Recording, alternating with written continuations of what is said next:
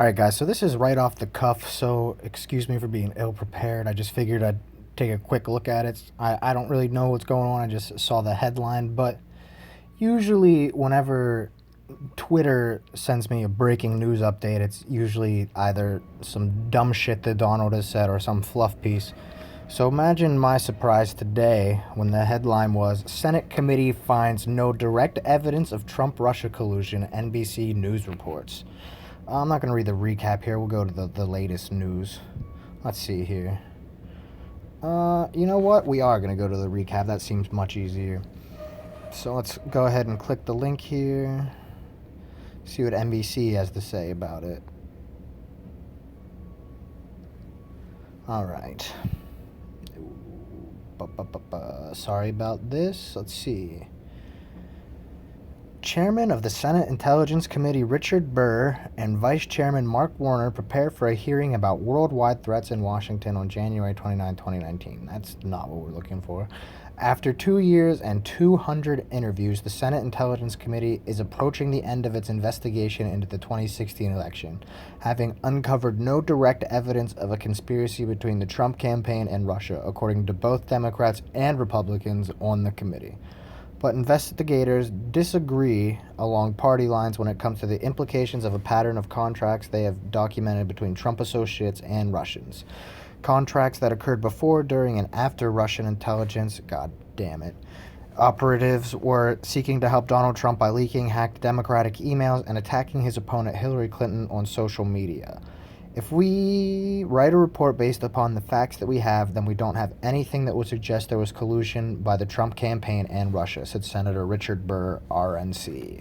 It's Republican National Committee. The chairman of the Senate Intelligence Committee in an interview with CBS News last week. So, yeah, basically they're saying there's no conclusive evidence that proves that Russia and Donald Trump colluded in order to win the 2016 election. Burr was careful to note that more facts may yet to be uncovered, but he also made clear that the investigation was nearing an end. So, they're saying there's definitely no evidence, but who knows? We might find something. They're going to keep milking this as long as they can. It's like the one thing that they have, well, certainly not the one and only thing, but it's one of the big things they have against the Donald.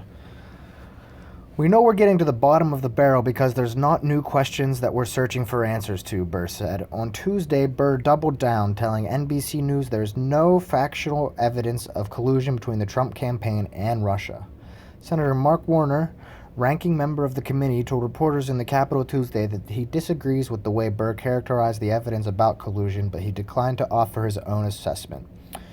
So, he's saying, it appears to me, ranking member of the committee told reporters that he disagrees with the Bay character. So he's saying he doesn't know that that's true, but he's not going to tell them what he thinks of the situation. So that's kind of interesting. So, I'm not going to get into any conclusions I have, he said, before adding that there's never been a campaign in American history that people afflicted with the campaign had as many the people affiliated with the campaign had as many ties with Russia as the Trump campaign did. You know what? Let's do a quick aside. See, oh man, I don't know how this app works because I use Chrome.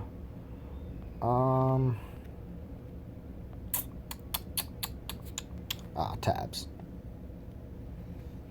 New tab.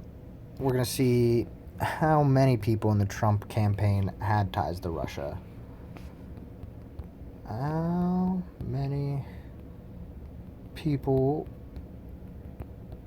on the Trump campaign had Russian ties? By the number, 101 contacts with. That's a pretty big number. Let's take a quick look at this. I don't want to get too off topic, but that's an interesting piece of information. On January 6th, the U.S. Intelligence Committee issued a report that showed that there were 2 campaigns to elect Donald Trump. One run by Trump and one run by the Russian government. Trump and many of his senior advisors and close associates have repeatedly denied any connections between the two campaigns, despite the fact that they were working towards the same goal at the same time and utilizing the same tactics. Yet over the past year, we've learned this doesn't seem to be any new information, so at least 15 blanket denials of contacts with Russia, all of which have been proven false. So we got at least 15 denials that have been proven false. One on July 24th. Paul Manafort appeared on ABC's This Week, and George Stephanopoulos asked him, "Are there any ties between Mr. Trump, you, or your campaign, and Putin and his regime?" To which he responded, "No, there are not. That's absurd, and there's no basis to it."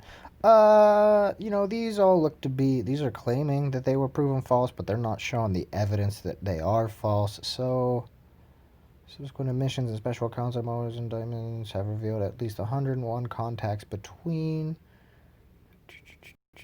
sometime during or after Trump's personal attorney, Michael Cohen, reached out to gauge Russia's interest in a meeting between Trump and Putin. The sentencing memo does not specify the means by which Cohen reached out or specifically to whom he reached out to. Russian athlete Dmitry Klokhov's wife reportedly reached out to Ivanka Trump, claiming she had connections in the Russian government and could offer assistance with the Trump Tower Moscow deal. Cohen spoke with Klokhov, a former Olympic weightlifter. All right, once again, I'm not seeing any evidence to support these things, but, here's a bunch of claims that, there was collusion, but, we've heard many claims of that before. Anyway, let's get back to the original article.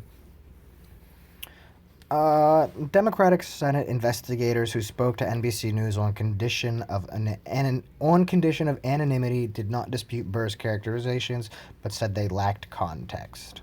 "We're never going to find a contract signed in blood saying, 'Hey, Vlad, we're going to collude,'" one Democratic aide said. Yeah, that's probably right, because that would be incredibly stupid of them to do.